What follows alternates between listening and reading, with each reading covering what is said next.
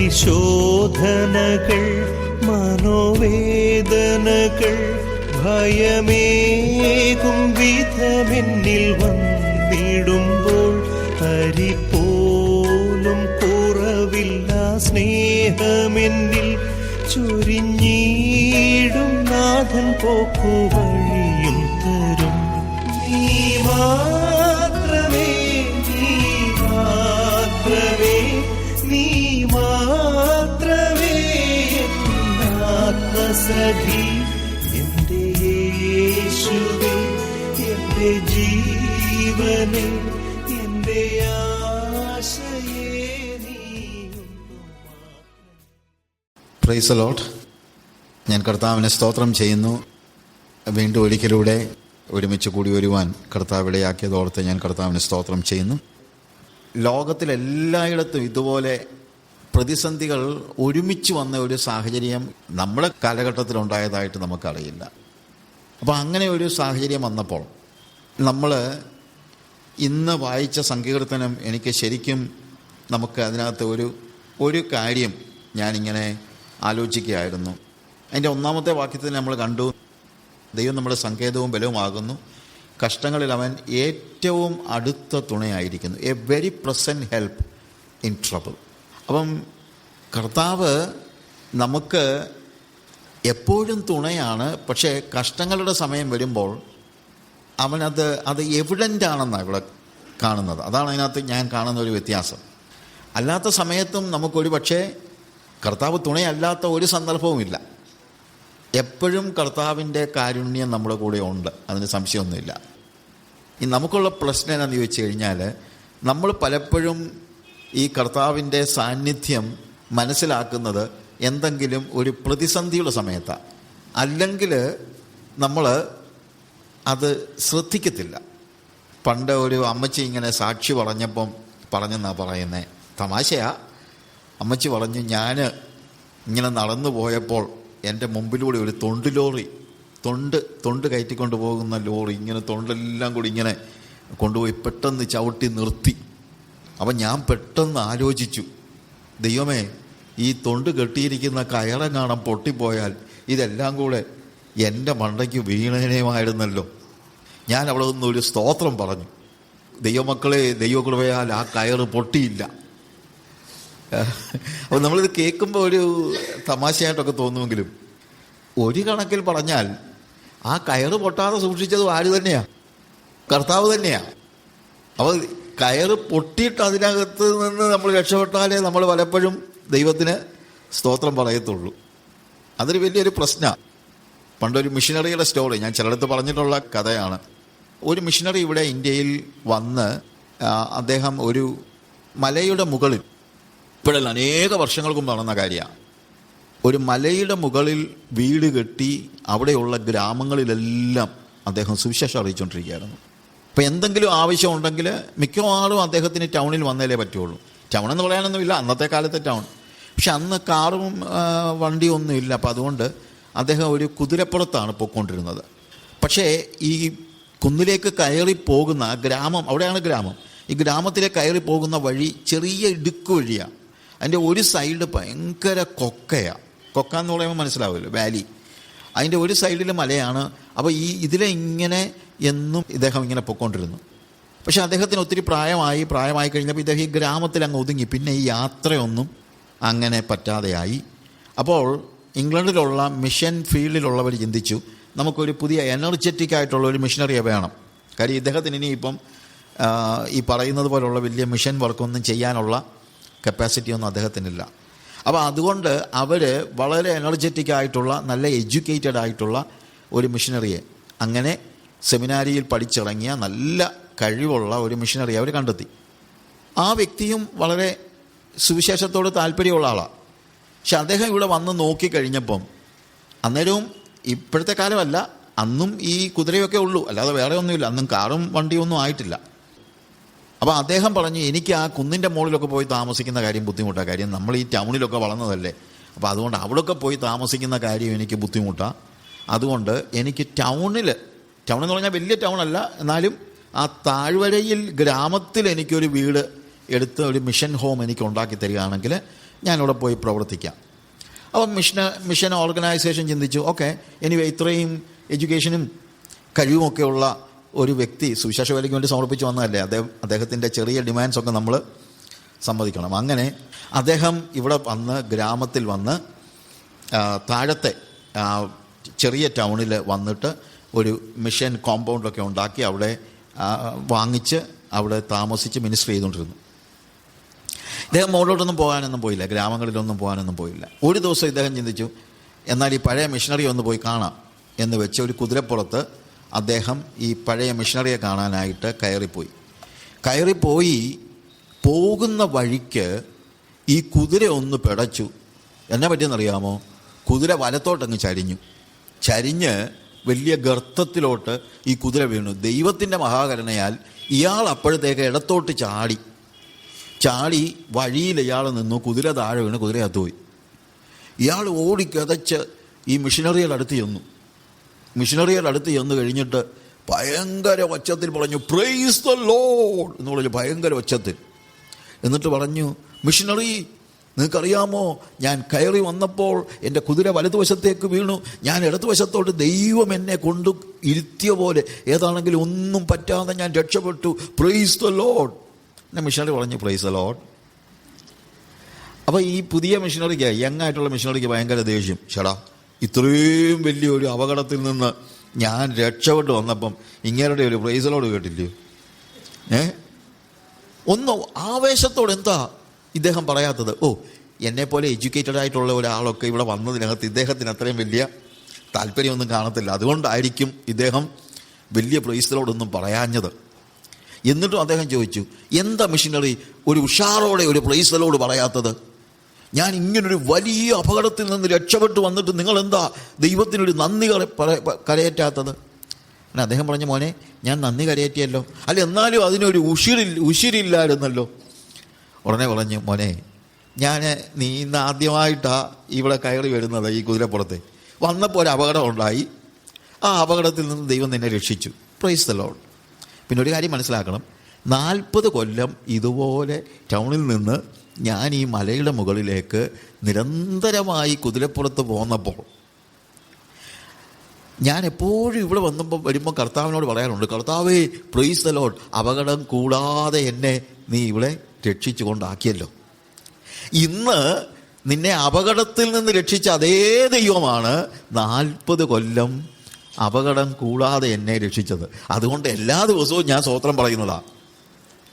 ഞാൻ പറഞ്ഞതിൻ്റെ വ്യത്യാസം മനസ്സിലാക്കണം.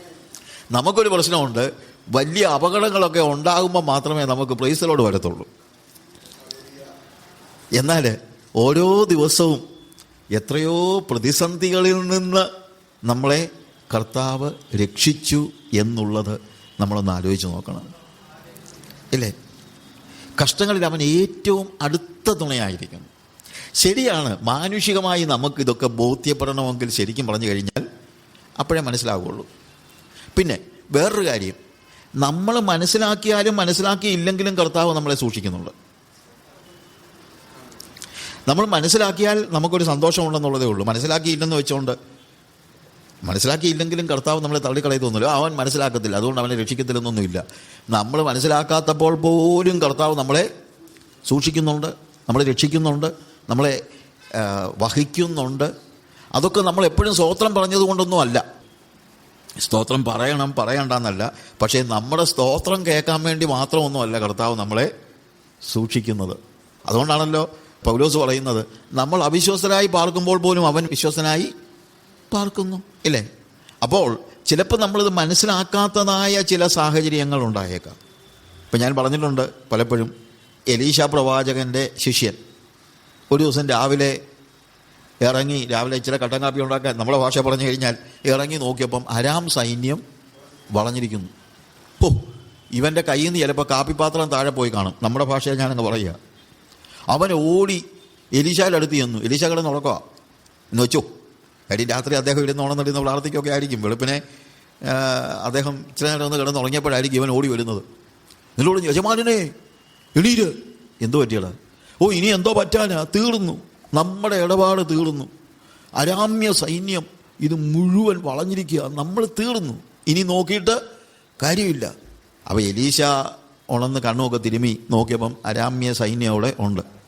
ഞാൻ ഭാവനയിൽ അങ്ങ് കാണുക. എലീശ ചോദിച്ചു, ഇതിനകത്തോടാ എന്നെ രാവിലെ വിളിച്ചുണർത്തിയേ? ആ, ഇത്രയും പോരായോ വിളിച്ചുണർത്താൻ? ഓ, ഇതത്ര വലിയ കാര്യമൊന്നുമല്ല. അതെന്താ? എടാ, അരാമ്യ സൈന്യം വന്നാൽ നമുക്ക് എന്നാ വേണം? ഈ നമ്മളോടുകൂടി ഉള്ളവർ അവരോടുകൂടി ഉള്ളവരെക്കാൾ അധികം. അവനിങ്ങനെ അവിടെ ഇവിടെ എല്ലാം നോക്കുക, എവിടെയാടാ നമ്മളോട് കൂടെ ഉള്ളവർ? ആകപ്പാടെ ഞാനും ഉണ്ട്, എലീശ പ്രവാചകനും ഉണ്ട്, അല്ലാതെ വേറെ ആരുമില്ല. ആരാ നമ്മളോട് കൂടെ ഉള്ളവർ? അങ്ങനെ ആരെയും ഞാൻ കാണുന്നില്ലല്ലോ. അപ്പോൾ കർത്താവ് പറഞ്ഞു, എൻ്റെ ദൈവമേ, അരാമ്യ സൈന്യം വലിയ പ്രശ്നമൊന്നുമില്ല, പക്ഷേ ഇവനിപ്പോൾ ആകപ്പാടെ പ്രശ്നമാണ്. അരാമ്യ സൈന്യത്തെക്കാൾ പ്രശ്നമാണ് ദർശനമില്ലാത്ത ശിഷ്യൻ. എൻ്റെ ദൈവമേ, നീ ഇവൻ്റെ കണ്ണൊന്ന് തുറക്കണേ. കർത്താവ് അവൻ്റെ കണ്ണൊന്ന് തുറന്നു. കണ്ണ് തുറന്നപ്പോഴാണ് അവൻ അഗ്നിമയമായ രഥങ്ങളിൽ കുതിരകളും ദൂതന്മാരുടെ സൈന്യം അവർക്ക് ചുറ്റും പാളയമിറങ്ങിയിരിക്കുന്നത് കാണുന്നത്. അപ്പോൾ എൻ്റെ 1-2 ചോദ്യങ്ങൾ. ഒന്ന്, ദൈവത്തിൻ്റെ സൈന്യം എപ്പോഴാണ് വന്നത്? അരാമ്യ സൈന്യം വന്നിട്ടാണോ വന്നത്, അതോ അതിന് നേരത്തെ വന്നോ? അതിന് മുമ്പേ ഉണ്ടായിരുന്നു, എന്നും അവിടെ ഉണ്ടായിരുന്നു. ഈ എലീശായിക്ക് പ്രശ്നമില്ലാത്തതെന്നറിയാമോ? എന്നും വൈകുന്നേരം ഇവരോട് ഗുഡ് നൈറ്റ് പറഞ്ഞാൽ പുള്ളിക്കാരൻ പോയി കിടന്നുറങ്ങുന്നത്. എല്ലാ ദിവസവും വൈകുന്നേരം ഗുഡ് നൈറ്റൊക്കെ പറഞ്ഞിട്ടാണ് പോയി കിടന്നുറങ്ങുന്നത്. അപ്പോൾ അതുകൊണ്ട് എലീശായിക്ക് പ്രശ്നമില്ല. പക്ഷെ ഇവനെ സംബന്ധിച്ചുള്ള ഇവൻ കണ്ടിട്ടില്ല. അതായത് ദൈവത്തിൻ്റെ പ്രവൃത്തി നമ്മൾ കണ്ടാലും കണ്ടില്ലേലും ദൈവം നടത്തും. പിന്നെ കാണുമ്പോഴാണ് നമുക്കൊരു സന്തോഷവും സമാധാനവും ഒക്കെ ഉണ്ടാകുന്നത്. അതുകൊണ്ട് ദൈവപ്രവൃത്തി നമ്മൾ കണ്ടില്ലെങ്കിലും കാര്യം നടക്കുമെങ്കിലും കാണുന്നതാ നല്ലത്. കാര്യം ദൈവത്തിനൊരു നന്ദി പറയാൻ പറ്റുന്നത് പലപ്പോഴും ദൈവപ്രവൃത്തി നമ്മൾ കാണുമ്പോഴാണ്. പിന്നെ എനിക്ക് ഒരു ചോദ്യം കൂടെ ഉണ്ട്. ഈ അരാമ്യ സൈന്യത്തിൽ നിന്ന് ആരെ രക്ഷിക്കാനാ ദൈവം തൻ്റെ സൈന്യത്തെ അയച്ചത്? പെട്ടെന്ന് നമ്മളോട് എലീശായെ രക്ഷിക്കാനാണെന്ന്. ഞാൻ പറയട്ടെ, എലീശായെ മാത്രമല്ല, ഈ ആത്മീയ കണ്ണ് തുറന്നിട്ടില്ലാത്ത ഈ ശിഷ്യനെയും കൂടെ രക്ഷിക്കാനാ ദൈവം ഈ സൈന്യത്തെ അയച്ചത്. അല്ലാതെ വിശ്വാസത്തിൽ ബലവാനായ എലീശായെ രക്ഷിക്കാൻ വേണ്ടി മാത്രമൊന്നുമല്ല. നമ്മുടെ ദൈവത്തിൻ്റെ പ്രത്യേകത അതാ. നമ്മുടെ ദൈവം വിശ്വാസത്തിൻ്റെ വലിയ വീരന്മാരെയും രക്ഷിക്കും, വിശ്വാസത്തിൽ ബലഹീനരെയും രക്ഷിക്കും, അല്പവിശ്വാസികളെയും രക്ഷിക്കും. ഇതേപോലെ തന്നെ ഞാൻ ചോദിക്കാറുള്ള ചോദ്യമുണ്ട്. കെരീത്ത് തോട്ടിൽ വെള്ളമൊക്കെ വറ്റി അങ്ങനെ ഏലിയാവ് ഇരിക്കുമ്പോൾ ഏലിയാവിനോട് കർത്താവ് പറഞ്ഞു, നീ എന്ത് ചെയ്യണം? നീ സരഫാത്തിലേക്ക് പോകാം. സരഫാത്തിൽ നിന്നെ പുലർത്തേണ്ടതിന് ഞാനൊരു വിധവയോട് കൽപ്പിച്ചിരിക്കുന്നു. ഈ സാരഫാത്തിലേക്ക് ഏലിയാവിനെ ദൈവം എന്തിനാണ് പറഞ്ഞു വിട്ടത് എന്ന് ഞാൻ പലപ്പോഴും ആലോചിച്ചിട്ടുണ്ട്. ഏലിയാവിനെ പുലർത്താൻ ദൈവത്തിനിപ്പോൾ എവിടെയാണെങ്കിലും കഴിയും. അതിനിപ്പം സാരഫാത്ത് ശരിക്കും പറഞ്ഞു കഴിഞ്ഞാൽ ഇസ്രായേലിന് പുറത്താണ്. ഇസ്രായേലിന് പുറത്തുള്ള സാരഫാത്തിലേക്കൊന്നും ഈ ഏലിയാവിനെ പറഞ്ഞു വിടേണ്ട കാര്യമൊന്നും ശരിക്കും പറഞ്ഞാലില്ല. ഈ കെരീത്ത് തോടിൻ്റെ അപ്പുറത്ത് വേണമെങ്കിലും ഏലിയാവിനെ പുലർത്താൻ ദൈവത്തിന് കഴിയും. പിന്നെ എന്തിനാ ഈ സാരഫാത്തിലേക്ക് പറഞ്ഞു വിട്ടതെന്ന് ഞാൻ പലപ്പോഴും ആലോചിച്ചിട്ടുണ്ട്. എന്തിനാണെന്നറിയാമോ? എൻ്റെ വിശ്വാസം ഏലിയാവിനെ എവിടെ വേണമെങ്കിലും പുലർത്താം, പക്ഷേ സാരഫാത്തിൽ ഏലിയാവ് പോയില്ലെങ്കിൽ ആ വിധവ ചത്തുപോകും. അപ്പോൾ വിശ്വാസത്തിൽ ബലവാനായ ഏലിയാവിനെ പുലർത്താൻ വേണ്ടി മാത്രമല്ല, നല്ല റെക്കോർഡ്സ് ഒന്നും ഇല്ലാത്ത ഒരു സ്ത്രീയാവുള്ളത്. നമ്മൾ പറഞ്ഞു വരുമ്പം കുഞ്ഞ് മരിച്ചു കഴിഞ്ഞപ്പോഴത്തേക്ക് ഏലിയാവിനോട് പറയുന്നത്, നീ എൻ്റെ പാപം ഓർമ്മിപ്പിക്കാനാണോ വന്നെന്ന. അപ്പം അത്ര നല്ല പ്രീവിയസ് റെക്കോർഡ്സ് ഒന്നും ഉള്ള സ്ത്രീയല്ല. എന്നിട്ട് പോലും അവളെ പുലർത്തേണ്ടതിന് വേണ്ടി ദൈവം തൻ്റെ പ്രവാചകനെ സാരഫാത്തിലേക്ക് പറഞ്ഞു വിടുന്നതാണ് നമ്മൾ കാണുന്നത്. അപ്പോൾ നമ്മൾ മനസ്സിലാക്കണം, പലപ്പോഴും നമ്മുടെ ആ വലിയ തീഷ്ണ വിശ്വാസം കൊണ്ട് മാത്രമൊന്നുമല്ല കർത്താവ് നമ്മളെ പുലർത്തുന്നത്. പലപ്പോഴും നമ്മൾ വിശ്വാസത്തിൽ ബലഹീനരായിരുന്നപ്പോഴും നമ്മൾ പ്രതിസന്ധികളിലായിരുന്നപ്പോഴും ഒക്കെ കർത്താവ് നമ്മളെ പുലർത്തി എന്നുള്ളത് നമ്മൾ തിരിച്ചറിയണം. ഇവിടുത്തെ ഈ വാക്യത്തിലും a very present help in troubles, കഷ്ടങ്ങളിൽ അവൻ ഏറ്റവും അടുത്ത തുണയാകുന്നു. ഞാൻ വിശ്വസിക്കുന്നത് ദൈവം എന്നും അടുത്ത തുണയാണ്. പക്ഷേ അടുത്താണെന്ന് നമ്മൾ അറിയുന്നത് കഷ്ടത വരുമ്പോഴാണ്. അല്ലെങ്കിൽ നമ്മൾ അത്രയും അങ്ങോട്ട് അറിയത്തില്ല. അത് തന്നെയല്ല, ഇതറിയാത്തപ്പോഴും കർത്താവ് നമ്മളെ പുലർത്തുന്നുണ്ട്. അൺനോൺ ഫുട് പ്രിൻറ്റ്സ് എന്ന് പറയുന്ന ഒരു കവിത പലർക്കും അറിയാവുന്ന ഒരു കവിതയാണ്. അത് പറയുന്നത്, ഒരു ദൈവഭക്തൻ ഒരു ദിവസം ഒരു സ്വപ്നം കാണുകയാണ്. അവൻ്റെ പ്രീവിയസ് ആയിട്ടുള്ള പഴയ കാലത്തെ അവൻ്റെ ജീവിത പാതകളെ ദൈവം അവനെ ഒന്ന് കാണിച്ചു കൊടുക്കുകയാണ്. അപ്പോൾ അവൻ നോക്കിയപ്പോൾ ഒരു ദിവസം ഇവനിങ്ങനെ കടൽ തീരത്തുകൂടെ നടക്കുകയാണ്. മണൽത്തരികളിലൂടെ ഇങ്ങനെ നടന്നു പോകുന്നു. അപ്പോൾ കർത്താവ് പറഞ്ഞു, നീ നടന്നു പോയ വഴികളാണ് ഞാൻ നിന്നെ കാണിക്കുന്നത്. അപ്പോൾ അവൻ നോക്കിയപ്പോൾ ഇവൻ നടന്നു പോകുമ്പോൾ അവൻ ഒറ്റയ്ക്കായിരുന്നു. He was Elon. എന്നാൽ 2 പേരുടെ കാൽപാദ മുദ്രകൾ അവിടെ കാണുന്നു. അൺനോൺ ഫുട് പ്രിൻറ്റ്സ് എന്നാണ് കവിതയുടെ പേര്. അപ്പോൾ കർത്താവിനോട് ഇവൻ ചോദിച്ചു, ദൈവമേ, ഞാൻ എൻ്റെ ജീവിതത്തിൽ ഏകാന്തത അനുഭവിച്ച സമയങ്ങളായിരുന്നിത്. ഞാൻ മാത്രമേ ഉണ്ടായിരുന്നുള്ളൂ. എന്നെ സഹായിക്കാൻ ആരും ഉണ്ടായിരുന്നില്ല. ഒറ്റയ്ക്കാണല്ലോ ഞാൻ ഈ വഴിയെല്ലാം നടന്നു പോയത്. പക്ഷേ ഇത് ആരുടേതാണ് ഈ 2ാമത്തെ കാൽപാദ മുദ്രകൾ? ഉടനെ ദൈവം അവനോട് പറഞ്ഞു, മോനെ, നീ ഏകാന്തനായിരുന്നു എന്ന് നിനക്ക് തോന്നിയതാ. പക്ഷെ ഞാൻ നിന്നെ ഒരിക്കലും ഏകാന്തനായി വിട്ടിട്ടില്ല. നീ ഏകാന്തനായിരുന്നപ്പോഴും ആരും നിൻ്റെ കൂടെ ഇല്ലാതിരുന്നപ്പോഴും ഞാൻ നിൻ്റെ കൂടെ ഉണ്ടായിരുന്നു. ആ കാൽപാദ മുദ്രകൾ എൻ്റെയാ. ഞാൻ നിൻ്റെ കൂടെ നടക്കുന്നുണ്ടായിരുന്നു. നീ അറിഞ്ഞില്ലെന്നുള്ളതേ ഉള്ളൂ, പക്ഷേ ഞാൻ നിൻ്റെ കൂടെ നടക്കുന്നുണ്ടായിരുന്നു. അവന് ഭയങ്കര സന്തോഷമായി. അങ്ങനെ അവൻ സന്തോഷിച്ച് പിന്നെയും ദൈവം അവനെ അവൻ നടന്നു പോയ പാതകളൊക്കെ കാണിച്ചുകൊണ്ടിരുന്നപ്പോൾ ഈ കടൽ തീരത്തിലെ നടപ്പൊക്കെ പോയി കഴിഞ്ഞ് വലിയ ഒരു മലയിലൂടെ ഇവൻ പോകുന്ന ഒരു പാത കാണിച്ചു കൊടുത്ത്. വലിയ മലയെന്ന് പറഞ്ഞു കഴിഞ്ഞാൽ നമ്മൾ ഈ മരണനിഴൽ താഴ്വരയിൽ നിന്ന് പറഞ്ഞില്ലേ എന്ന് പറഞ്ഞതുപോലെ കാലൊന്ന് തെന്നിയാൽ താഴെ വീണ് പോകുന്ന അത്ര വഴുവഴുപ്പുള്ള സ്ഥലങ്ങളിലൂടെ ഇവൻ്റെ ജീവിതത്തിൽ നടന്നു പോയ സന്ദർഭങ്ങൾ അവനിങ്ങനെ കണ്ടു.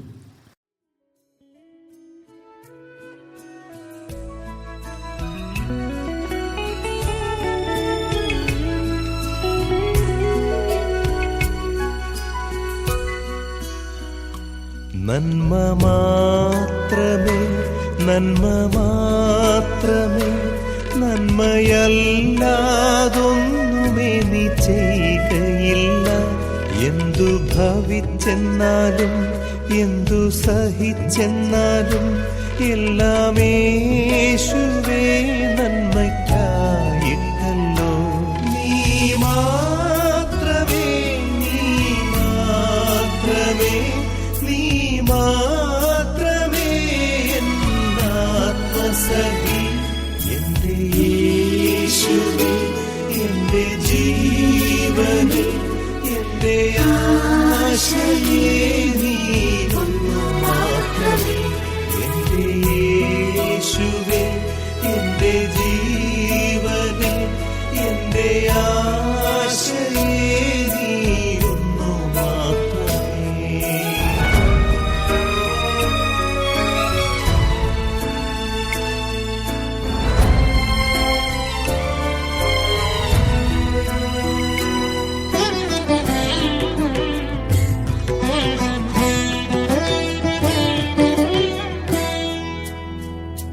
നിന്നെ സ്നേഹിക്കും നിന്റെ ദാസന് നന്മയല്ലാതൊന്നുമേ നീ ചെയ്തിടുമോ? എന്നെ പേർ ചൊല്ലി വിളിച്ചിടുവാൻ കൃപ തോന്നി എന്നതിനാൽ ഞാൻ ഭാഗ്യവാൻ. നീ മാത്രമേ, നീ മാത്രമേ, നീ മാത്രമേ ആത്മസഖി. എന്റെ യേശുവേ, എന്റെ ജീവനേ, എന്റെ ആശയേ, നീ ഒന്നു മാത്രമേ. എന്റെ യേശുവേ, എന്റെ ജീവനേ, എന്റെ ആശയേ, നീ ഒന്നു മാത്രമേ.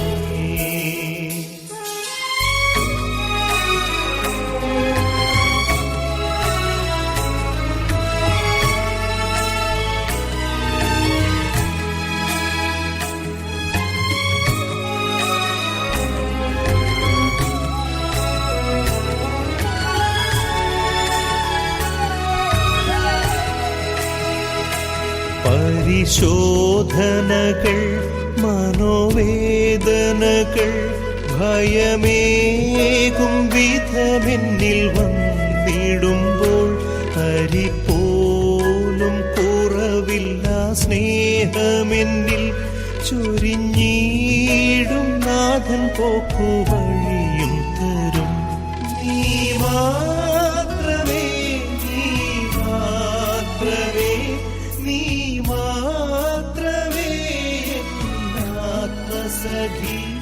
എന്റെ യേശുവേ, എന്റെ ജീവനേ, എന്റെ ആശയേ നീ.